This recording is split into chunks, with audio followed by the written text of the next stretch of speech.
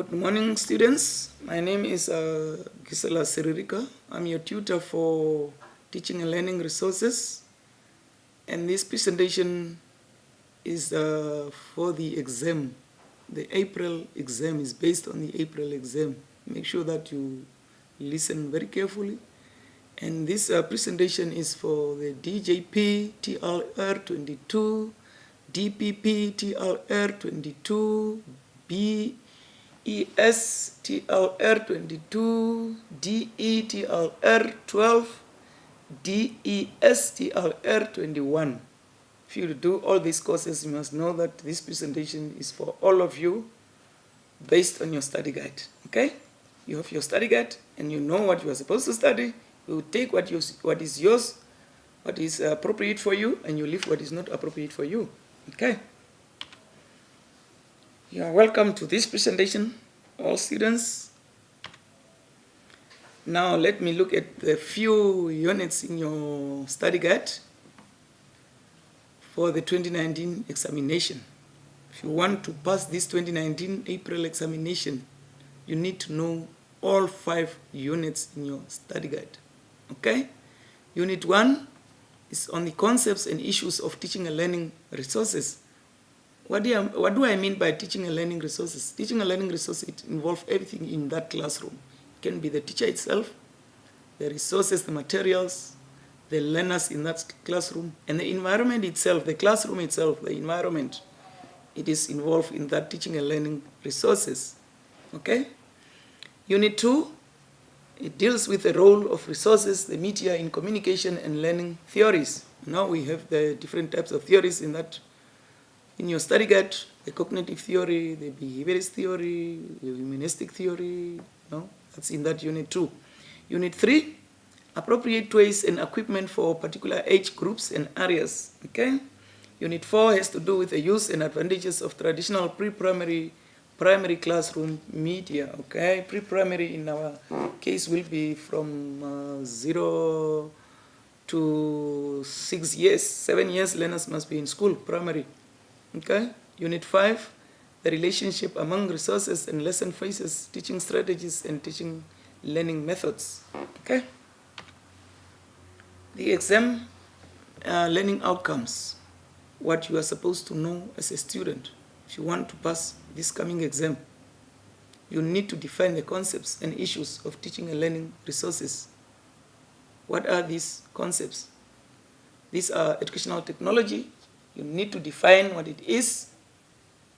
You need to define educational resources.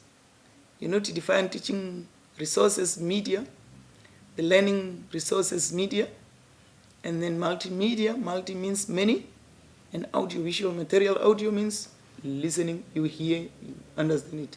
Visual means you see. Like the visually impaired learners will like to see things. They will like to see it on the television, on a video. The audio learners would like to listen to a radio, they are listening, okay? Explain the generic advantages and disadvantages of using educational resources in the classroom. You look at the advantages of using resources. Why are you using resources? Why do you use a radio in the classroom? Why do you use a poster in your classroom? Why do you use facilities in your classroom? Why do we have all these things in our classrooms? You must know the advantages of using them and disadvantages of using them, okay? They examine the role of teaching learning resources in learner-centered education or approach, You must know how to use learner-centered approach in your classroom as a teacher. You must know how to base your lesson on the learners. You must know how to make learners be the focus of the lesson. How to put them in the center of your lesson, okay? Explain the role of resources in communication and learning theories. You should also be able to explain how the information processing functions of the left and right brain validate the use of teaching and learning resources. You have the left brain and your right brain. You must know how these two validate the use of teaching and learning resources in your classroom, okay? Analyze the features of the ideal outdoor environment for primary learners interactive method. All these features are stipulated clearly in your study guide. When you are outside, when you are playing outside, or you decide to give your lesson under I3, there are certain features which you need to know about that environment, the outside environment, the coolness, the greenness, everything which is the outside. When they are there at the field, how they are playing soccer, how they are playing netball, how they are playing with sand, all that. As we all know, play is very important in teaching and learning. Now, I have some questions here, the samples, okay, which I realize that you can't get it right. We discussed the role of teaching and learning resources in learner-centered, okay, and competency-based education. Learner-centered is there. I said that the focus is the learner is the center of teaching and learning. And then the competency-based, where they are doing practice, where they are applying things, let them do things with their hands, let them do things to show that they understand, let them apply their skills, okay? Explain how to teach learners to integrate knowledge from different sources into your project, an essay, or a speech. For example, you gave an activity to the learners of they should read a newspaper or a book, and after reading that, they should write an essay, or they should present a speech, okay? Or they should come up with a project. How to use that knowledge which they get from that book, or from that newspaper, or from that article, for them to be able to come up with a project, to write an essay, or to deliver a speech. You should be able to explain how learners can do that. You explain it to the learners how to do it, okay? Describe the generic criteria for choosing any type of teaching learning resources. When you select a resource for your classroom, you have this lesson on animals for grade 4. What criteria are you using for you to be able to select the right resources for that lesson? You look at their age. You look at the environment in the classroom. You look at for example, the weather. You look at what you have, the resources which you have, what you don't have, whether it is possible to give this lesson now or later. Okay? You look at all that. Their interest, the needs of the learners. There are certain criteria which you need to follow when you prepare a lesson. And whether you have the syllabus. Do you have the syllabus? Do you have the correct competency for that? You look at in the syllabus whether you have the right competency, the learning objective. What does it say? It should direct you, not for you to just come up with your own things without the syllabus. You should be directed by the syllabus, the competencies and the learning objectives. In that syllabus, should tell you what to do, what to use, when to use, and how to use it. Okay? You should be able to discuss how to utilize the bodies of learners as learning resources. Sometimes you sit in a classroom, you are teaching learners mathematics. You are telling learners, you are asking them to count 1, 2, 3, 4, 5. Again, 1, 2, 3, 4, 5. Without using their bodies. You can use their fingers. Why not? Let them count their fingers. 5 fingers. You can take 5 learners to stand in front, and they count. The others count them. You can take 5 learners hair. Let me say, you say, we are counting 5 learners with brown hair. We are counting 5 learners with black hair. Why can you not do that? You can count their eyes. How many eyes do you have? I have 2 eyes. Okay? How many ears do you have? You have 2 legs, 2 arms. You use their bodies to teach them. They will understand it better because it's in their context. You use them. You use their bodies to teach them. And then you should be able to discuss the importance of fantasy play, okay? Where learners are pretending as they are playing that I'm the mother, I'm the shopkeeper, You should be able to discuss that with the learners. Tell them the importance of that because as they are playing, they are learning something through that. They will learn how to count.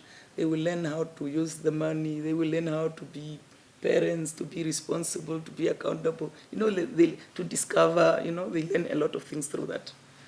Describe appropriate tools and equipment for a particular age. The right activities which you give to the learners with the right tools. The equipment, can you give, for example,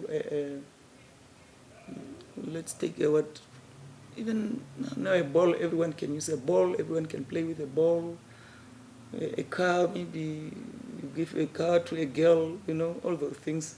Or you use an equipment which is not good for the younger ones. To the younger ones, you should not do that. Make sure that this equipment is for the older ones. You don't use it for the younger learners, okay? and the area also where they are playing, whether it is safe for them to play there.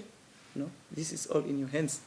Discuss the characteristics of a good toy. Okay, you look at the toy, whether it is a good one or it's not a good one for a certain age, for gender, whether it's for a boy or for a girl, you look at all those things. Okay.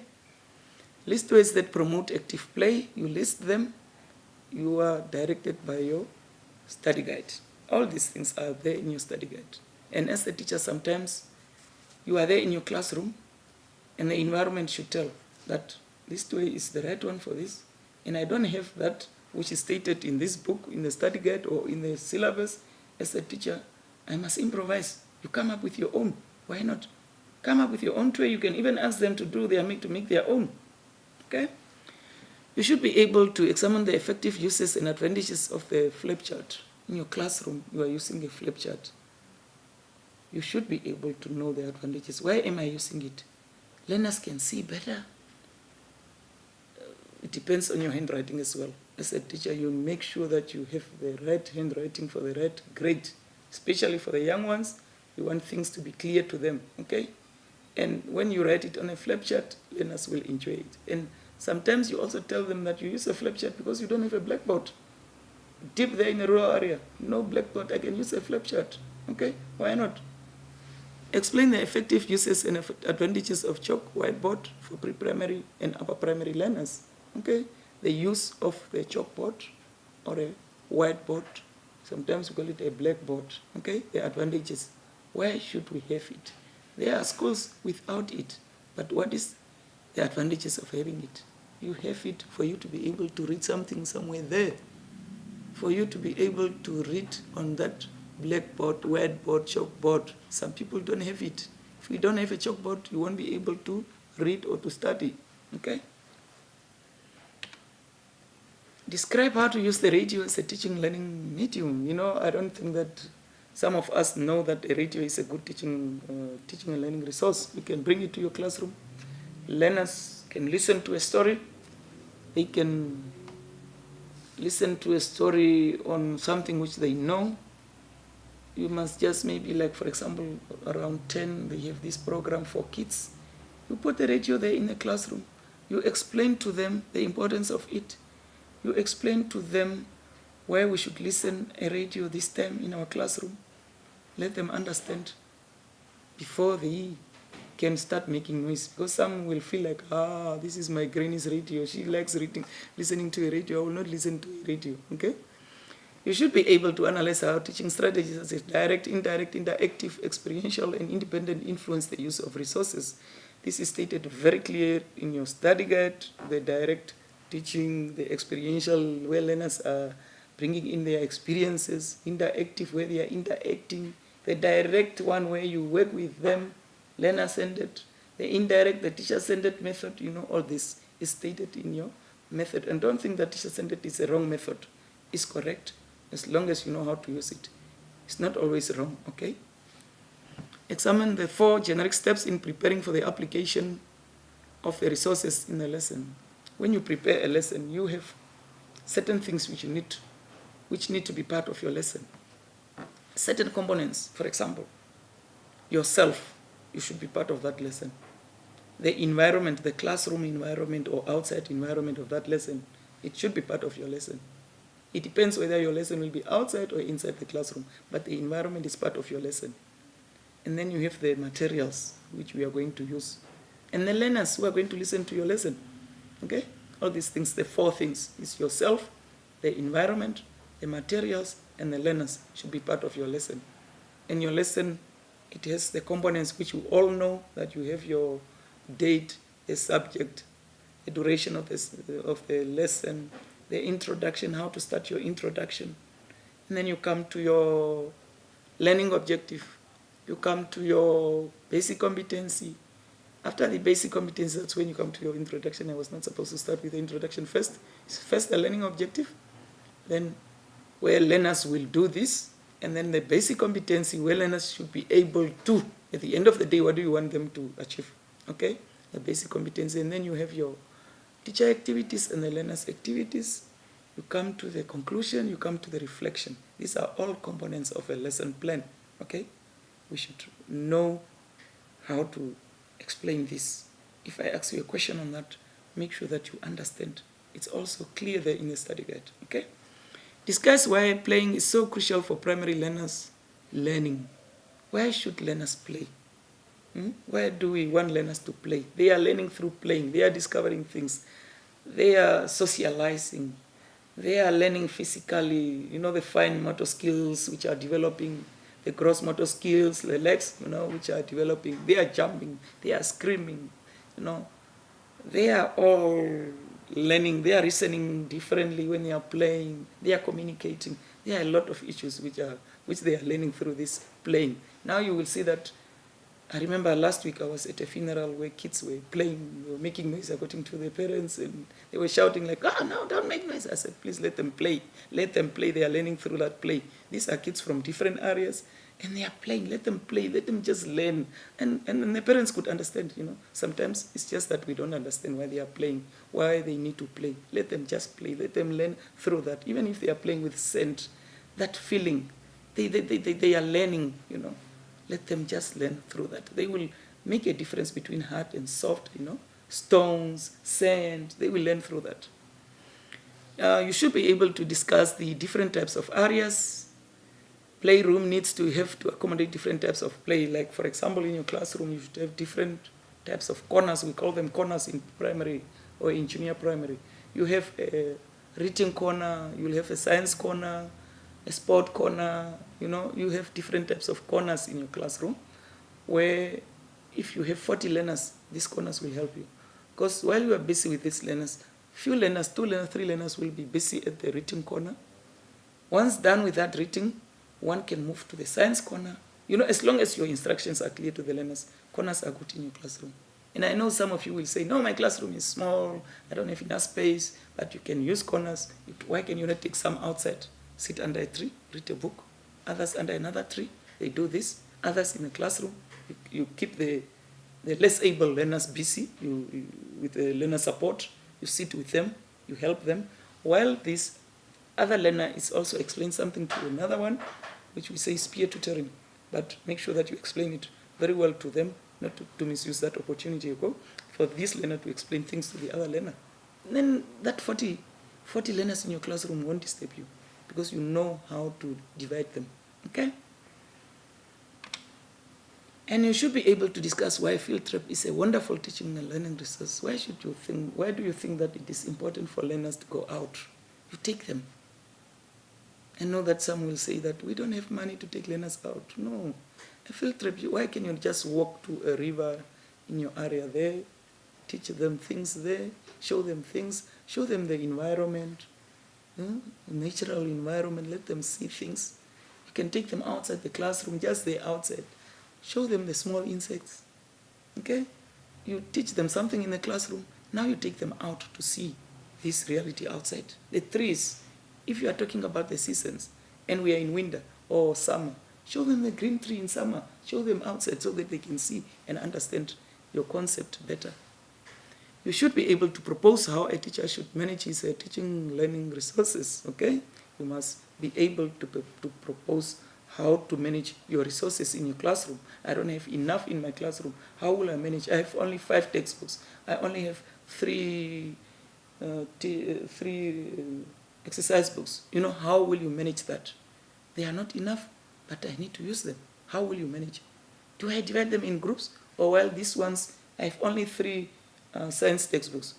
I will keep this busy with science, while I'm busy with mathematics here, with what we call multi-grade. Multi-grade, we have it in our schools, rural schools. You are busy with this subject to this group, while the other group is busy with something else, which you explained earlier, okay? It's possible. Just make sure that you understand it and you explain it nicely. Discuss the use and advantages of traditional pre-primary classroom media, how to use the traditional pre-primary classroom media. Explain this to them, discuss it. It's stated in the study guide. You give a brief overview of the following theories, behaviorist theory, learning theory, and the cognitive learning theory. The first one has to do with the behavior, and we use it also in our system. Sometimes we think that, no, we don't use this theory, it should not be used in our system. No, we have to use it. We will use these theories in our system, And the cognitive one, where learners also will, you look at how they are reasoning, you look at how they are memorizing things, you explain the importance of memorizing or the disadvantages of memorizing, you tell them all this, their perceptions, their understanding of things, problem-solving skills, you teach them all these things, okay? And in our system, we should also try to help our learners to move from the Bloom taxonomy, they should try to apply things. They need to synthesize things. You cannot just ask them to list and to name. We should teach them how to come up, to go up, okay? They should use the application, they should use the discovering, they should try to do things for themselves, they should apply things, they should indicate that they understand things, okay? You discuss the benefits of using a sandbox as a learning tool for learners, okay? Sandbox is very good, our learners, they are used to playing with sand. Make sure that you show them the importance of playing with sand. That's a resource, a natural resource is given, free. Let them play with it. Discuss the 4 generic steps in preparing for the application of resources in the classroom. This is what I said earlier. Yourself as a teacher in that classroom, the learners in that classroom, the environment, and the resources which you are going to use in that classroom. Now I have some question. Examples. For example, I will say discuss the following concepts. The educational technology. What does it mean? ICT. Define it. What does it mean? Audiovisual materials. I said audio has to do with hearing and visual has to do with seeing. Some learners will understand things better when they hear, others when they see. Okay? We are not the same. We are different. Discuss how the following development features of the pre-primary learners necessitate the use of educational resources. When you have your resources in your classroom, how to use it when it comes to emotional development. How do you develop the emotions of the learners in your classroom? Those learners who are becoming angry, how do you use your resources in your classroom to please them, to make them at ease? How do you use it? If you give that girl who's just always angry, what if you give her a doll? The others can share a doll, but that one, just give her her own doll, let her play, let her just be herself. Ecocentric, some learners are coming from houses where they are just thinking that things belongs to them. This is mine. Let her just do that until she gets used to the environment, until she gets used to the socialization, until she gets used to the others, communicate, socialize with others, play with others. Okay? That's a social development. How they are socializing, how they are playing, how they are communicating. Okay? Interacting with one another. Now the instructions and information to students. Okay? Questions should be answered on the question paper. Okay, we will get it from Iol. You answer all questions for 100 marks. It depends. It can be 120. It depends on your course. If it is 120, you answer all questions for 120 marks. If it is 100, you answer all questions for 100. I know that there are some which are 120, okay? Others are for 100 marks. You go for yours. Use the mark allocation for each question as guide for how many facts are needed. Okay, this is what I said as I was presenting to the other group, that if you get a question of 20 marks, the facts should be according to 20 marks. Not 20 marks and you give me only 2 sentences or 3 sentences. Okay, and you should write neatly and legibly. Okay, neatly and legibly, please. Let the person read your handwriting. Okay, this is what I said. The exam consists of 100 marks. The others, it consists of 120 marks.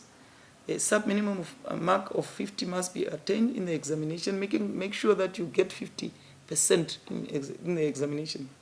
Make sure that you get 50% in your examination. Don't get 40%, don't get 30%, you won't make it. Try your level best. Try to answer all questions. Try to put it in your own words. Try to give your own examples. Put it in your context. Take note that if you copy in the exam, you will lose your marks. And serious steps will be taken by IOL. Please make sure that you don't copy from others. Don't cheat. Okay? The format is 2 hours, the duration. All question papers consist of between 4 questions, meaning that the paper consists of question 1, question 2, question 3, 4. Question 1 might be 1.1, 1.2, 1.3, 1.4. Question 2, 2.1, 2.2, 2.3, 2.4. Question 3, 3.1, 3.2, 3.3, and 3.4. And question 4, 4.1, 4.2, 4.3, and 4.4. Okay? And it does not mean that if it is 1.1, it's only 25 marks or 30 marks. It can be 2 marks, it can be 6 marks, it can be 7, it can be 8, it can be 12, it can be 20, it can be 25. Okay? Make sure that you prepare for all that. And all papers, okay, that's what I said. And please make sure that you have your teaching and learning resource study guide by Clark. Make sure that you have it. If you don't have it, you contact your office. It's your study guide by Clark H2012, which I have here, year 2, semester 2.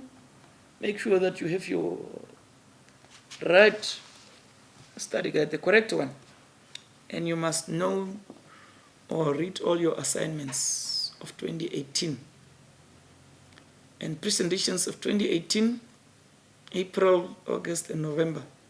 I don't think that if you do all this, you won't make it. You will make it if you just do what I'm saying you should do. It is your study guide, your assignments, and the presentations. If you do that, you will make it, I know. Now, when you study, plan ahead. You must always create a plan before you start studying. I was telling the other group the same thing, that you should plan ahead. Remember that this plan has to be achievable. Make sure that what you are planning, you will achieve it at the end of the day. Don't just plan things just to be there because you just wanted to plan and to waste your time, energy, and your pen. Make sure that you plan and achieve it. You create a timetable. A timetable can be Monday to Friday. A timetable can be for 2 weeks. A timetable can be for that specific day. It depends on your subjects. Some people might have one subject. You have a timetable with your time allocation, when the title, what you are going to do, when to do it, your time for your break. This is in your hand. You create a timetable. You budget your time wisely to ensure that you cover all topics covered in the exam. Don't take the chances of you are just taking unit 1 and 5. Read all the units, know all the units, understand all the units. I don't just want you to know, because if you know, it means that you cannot be able to do it.